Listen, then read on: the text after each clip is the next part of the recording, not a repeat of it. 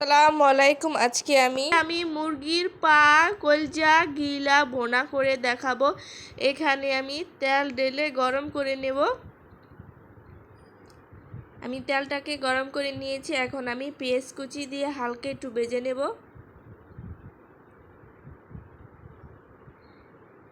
দুটা দারচিনি আর দুটা তেজপাতা দিয়ে হালকা ভেজে নেব। 1.5 টেবিল চামচ আদা রসুন বাটা, 3-4 চামচ হলুদ মরিচ গুঁড়ো, লবণ পরিমাণ মতন, সামান্য পরিমাণে পানি দিয়ে মশলা কষিয়ে নেব। এই যে আমার মশলা কষানো হয়ে গেছে। আবারও সামান্য পরিমাণে পানি দিয়ে কষিয়ে নেব যাতে মশলার গন্ধ না আসে, তার জন্য ভালো করে মশলা কষিয়ে নেব। আমি মশলা কষিয়ে নিচ্ছি।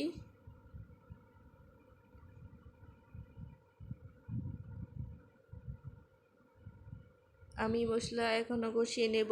এই যে আমার মশলা কষানো হয়ে গেছে। এখানে আমি মুরগি পা কলজা গিলা ধুয়ে পরিষ্কার করে নিয়েছি। এইগুলো দিয়ে আমি এখন ভালো করে আবার এগুলো কষিয়ে নেব সামান্য পরিমাণে পানি দিয়ে।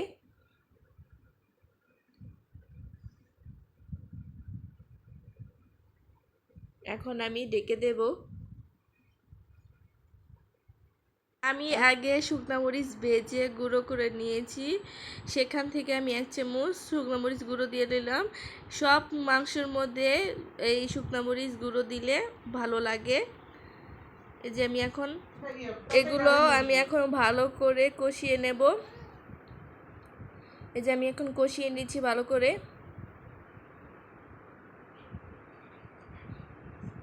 এখন আমি আবার ঢেকে দেব।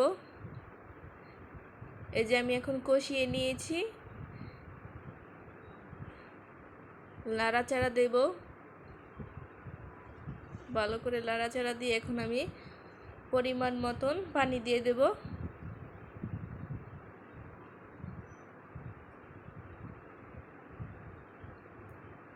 আবার ঢেকে দেব।